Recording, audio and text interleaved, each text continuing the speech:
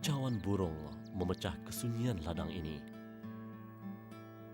Pohon zaitun berusia ratusan tahun menjadi bukti kehadiran pejuang Islam mengibar panji kebenaran di pulau yang dilupakan.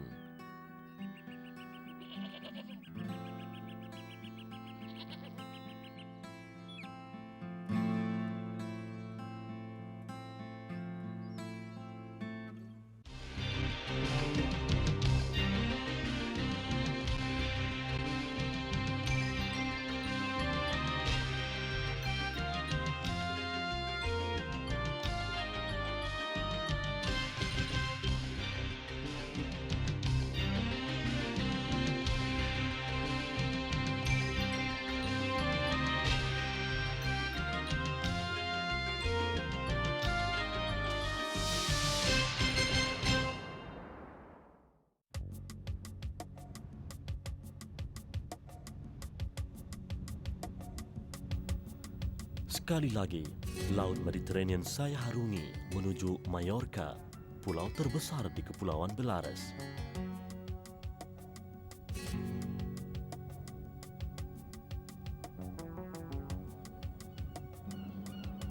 Segigih camar laut ini, pahlawan Islam mencurah segala upaya demi perkembangan Islam di pulau yang asing bagi mereka.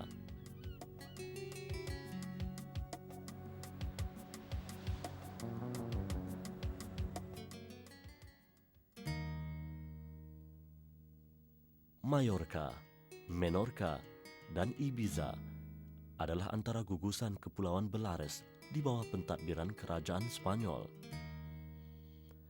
Mallorca muncul sebagai pulau terbesar. Ibu negerinya, Palma, adalah destinasi utama pelancong Eropah. Pulau berpenduduk seramai 600,000 orang ini pernah dihuni oleh masyarakat Kartaj. Tentera Rom kemudiannya mengambil alih pada kurun kedua sebelum Masehi.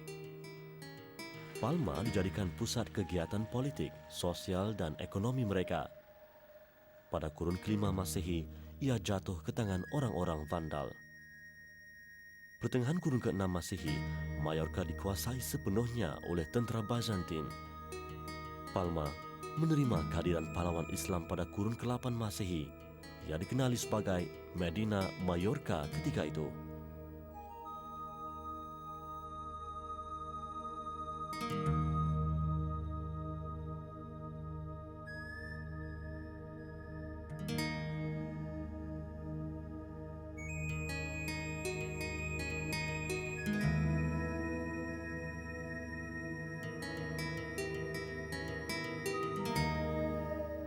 Bandar ini menyambut kehadiran pelancong dari tanah besar, antaranya melalui pelabuhan Valencia ketika musim panas. Senario Palma mengimbau pengalaman saya ketika berada di bumi Arab. Kelihatan pepohon tamar begitu subur menyesuaikan diri dengan iklim Mediterranean.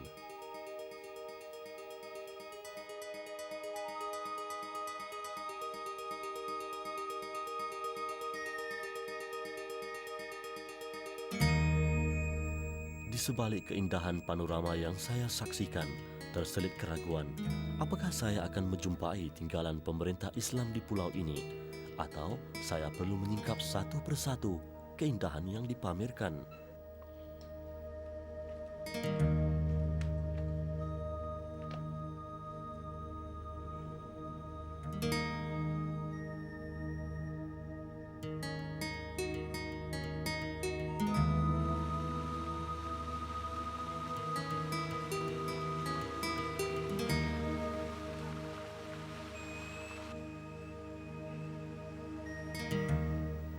Bangunan ini dinamakan Istana Al-Mudaina, bekas kediaman seorang pemerintah Islam.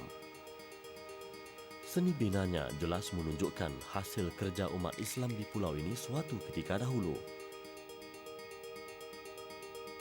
Kawasan Al-Mudaina seluas 20,000 meter persegi juga merupakan kubu pertahanan dan kota pertama umat Islam di pulau ini. Ia akhirnya menjadi markas tentera James II, pewaris takhta kerajaan yang menjatuhkan penguasaan Islam di sini.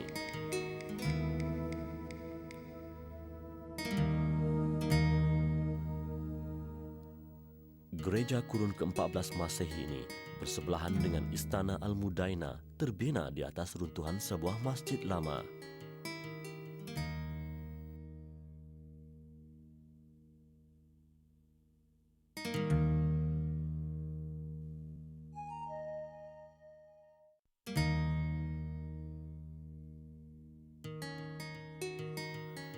Saya menjejaki sebuah lagi peninggalan Islam yang ditelan zaman, terletak di Jalan Sera berhampiran Istana Al-Mudaina. Bunga-bunga dan pepohon dari beberapa buah negara menghiasi taman milik sebuah keluarga berbangsa Spanyol. Taman ini asalnya kepunyaan keluarga Arab sewaktu Islam menguasai Pulau Mallorca. Abdullah bin Musa adalah pahlawan Islam pertama mengetuai gerakan ke Mallorca pada tahun 708 Masehi. Sejak detik itu, beberapa gerakan lain dilakukan hinggalah tahun 903 Masehi, pulau ini menerima sinar Islam sepenuhnya.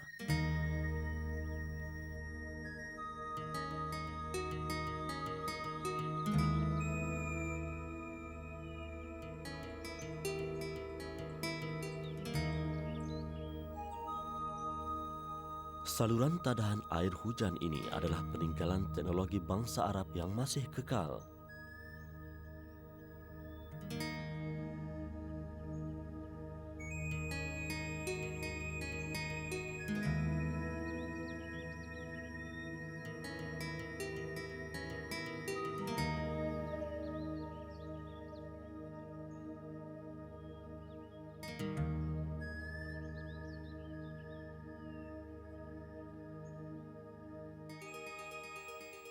Air hujan yang disalur dikumpul dalam sebuah bekas yang tertanam tidak jauh dari hammam atau tempat mandi masyarakat Arab.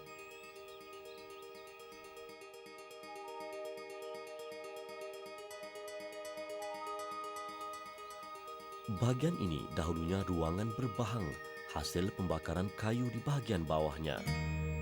Permukaan yang dibakar itu kemudian dicurah dengan air untuk mengeluarkan uap. Ia berfungsi seperti sebuah sauna pada ketika itu dan hanya mampu dimiliki oleh golongan tertentu sahaja. Teknologi ini telah wujud di era pemerintahan Rom, tetapi ia digunakan oleh masyarakat Arab, khususnya golongan berada. Tempat mandi ini dipercayai dibina pada kurun ke-10 Masehi ketika Mallorca menikmati zaman gemilangnya di bawah pemerintahan Islam. Bekas air ini tersimpan di sebelah ruangan lain. Ruangan ini pula adalah tempat untuk menstabilkan suhu badan setelah keluar dari ruang yang menyerupai sauna itu. Tempat mandi ini sebenarnya terbahagi kepada 2 tingkat berdasarkan lakaran asalnya.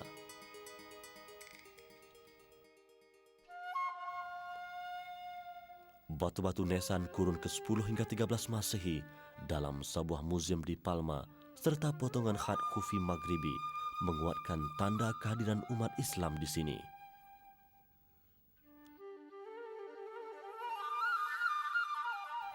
Tiga kilometer dari pusat bandar Palma tersergam istana Castel di Belvar.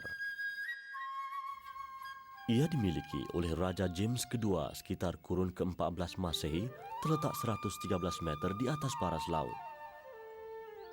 Kedudukan ini membolehkan pemiliknya memerhatikan sebagian besar Pulau Mallorca. Ia kini dibuka kepada orang ramai dan pelancong. Saya dapat merasakan istana ini menyimpan pelbagai sejarah umat Islam dahulu.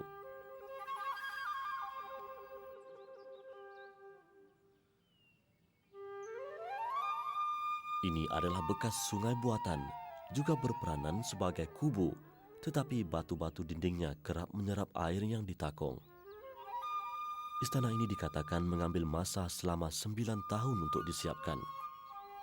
Selain sebagai sebuah istana, ia juga pernah digunakan sebagai pusat tahanan tentera pada tahun 1717 Masehi.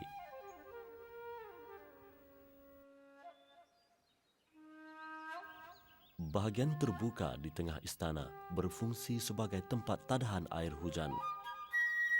Teknologi ini diperkenalkan oleh masyarakat Arab sewaktu memerintah di sini sebagai wakil kerajaan Islam di Spanyol. Seni bena di aras dua istana mempamerkan gabungan seni bena Islam dan penduduk tempatan. Istana ini adalah satu-satunya istana berbentuk bulat yang masih tinggal di bumi Spanyol. Di sebalik batu-batu dan seni bena istana ini, saya menyedari ia telah dibena atas runtuhan sebuah masjid milik penduduk Islam Mallorca. Masjid itu dulunya dikenali sebagai masjid di puncak bukit oleh penduduk tempatan. Pada tahun 1229 Masehi, penguasaan pemerintah Islam di pulau ini telah diambil oleh Raja James pertama dari tanah besar Spanyol. Raja James kedua, pengasas istana ini, dikatakan telah mengerah tenaga tawanan perang dan golongan hamba, termasuk kaum wanita Islam, untuk membangunkannya.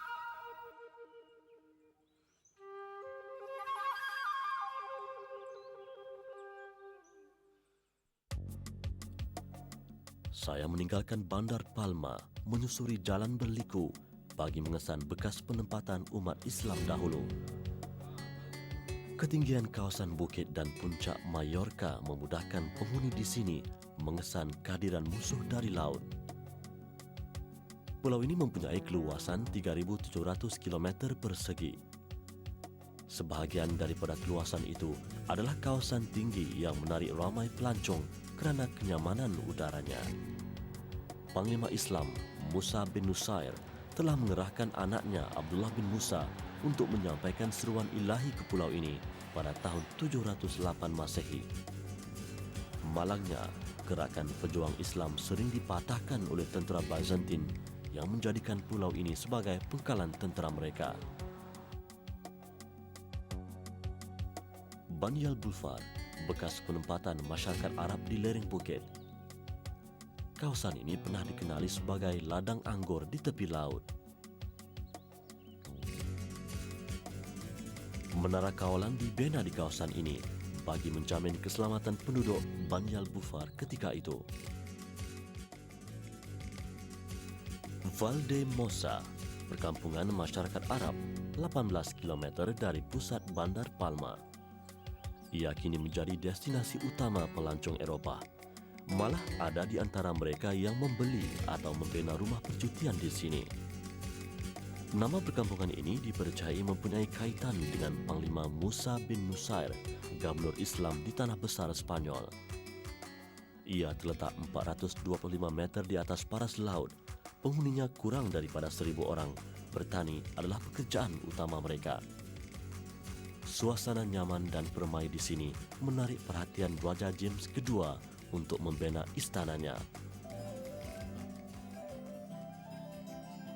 Tarian tradisional penduduk Valdemosa, warisan yang masih tinggal dan dipertahankan oleh mereka. Kumpulan ini dikenali sebagai Prado di Valdemosa, pewaris terakhir tarian ini.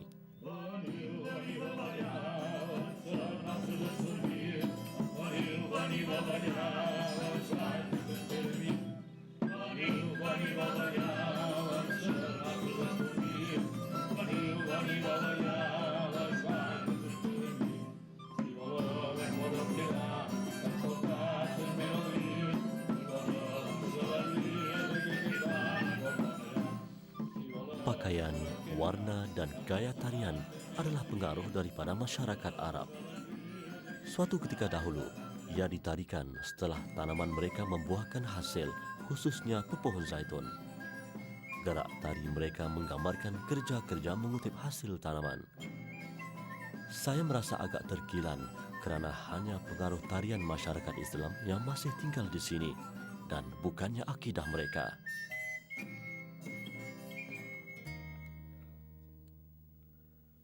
Di suatu sudut lain, ada lukisan yang didakwa menggambarkan serangan lanun dari wilayah Afrika Utara ke atas penduduk di sini. Amat sukar untuk saya menerimanya kerana waktu itu Afrika Utara di bawah pemerintahan Islam dan undang-undang Islam amat keras ke atas jenayah sumpama itu.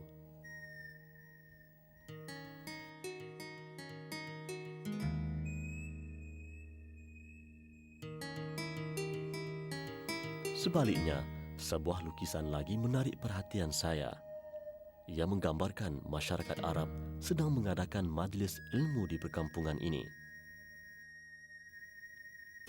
Dikatakan juga ilmuwan Mallorca berusaha mempelajari bahasa Arab daripada masyarakat Islam ketika itu.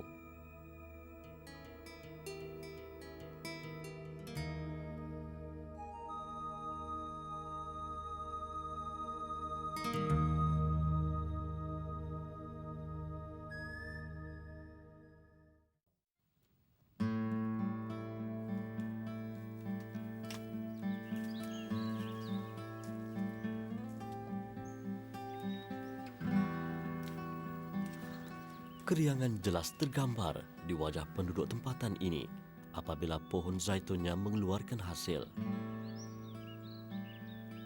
Mallorca dikenali sebagai pengeluar zaitun terbaik di benua Eropah. Selain benih pokok tamar, masyarakat Arab Mallorca turut menanam pokok zaitun untuk kegunaan harian mereka ketika menetap di sini lebih 500 tahun lamanya.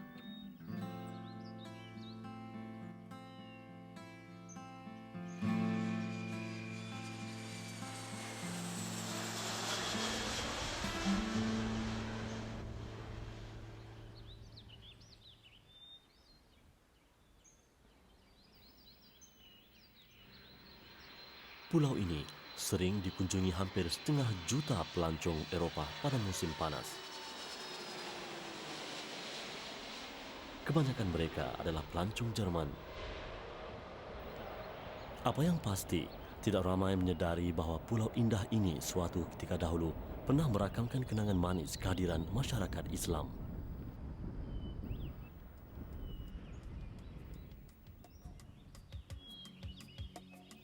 Dengan kekuasaan Allah, pulau ini dijadikan tanpa sungai seperti kawasan daratan lain. Namun begitu, ia mempunyai banyak takungan air di bawah tanah. Kehadiran umat Islam ke kawasan ini telah mencipta teknologi mengeluarkan air dari tanah untuk kegunaan harian. Hari ini, kincir angin digunakan secara meluas.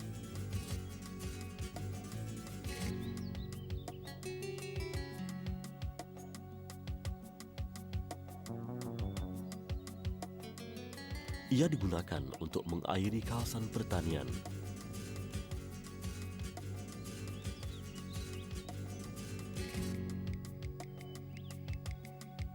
Pusingan kincir menggerakkan batang besi yang berfungsi mengepam air dari tanah sedalam 3 meter.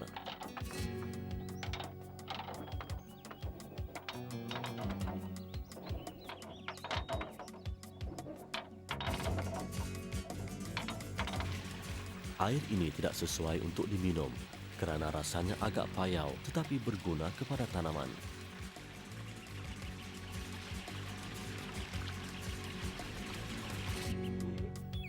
Juan Poster, seorang petani Mallorca, bangga menceritakan kincir angin yang berusia lebih 150 tahun diwarisi daripada datuknya. Dengan bertutur menggunakan dialek Katalan, Juan memberitahu air dari kincir angin itu disalurkan ke kebunnya. Kebun ini ditanam dengan sejenis rumput untuk makanan kuda lumba milik anaknya. Un año y medio. Tras. Caballo ke Biau. Caballo. Ya está.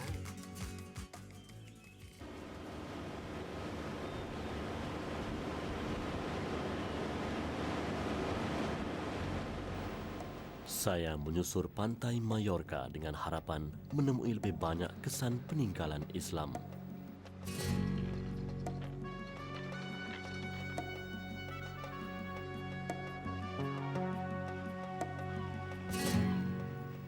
Perkembangan ilmu di zaman kerajaan Umayyah membolehkan umat Islam membina sistem pengangkutan air yang lebih sempurna untuk menyampaikan seruan ilahi ke pulau ini.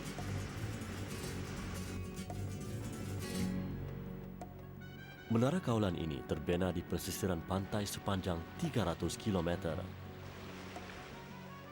Setelah hampir 2 jam menyusuri kawasan pesisiran pantai, saya mendekati sebuah teluk yang bersejarah. Di kawasan ini telah berlaku pertempuran hebat antara pejuang Islam dengan tentera Raja James pertama. Penghuni laut dan penduduk Mallorca mengabadikan kenangan itu. Santa Ponsa terletak di penjuru Bandar Palma. Pada September 1229, seorang Raja Aragon bersama 155 kapal dan 16,000 orang tenteranya mendarat di sini. Kemarahan mereka menamatkan pemerintahan Islam setelah bertapak lebih 500 tahun lamanya.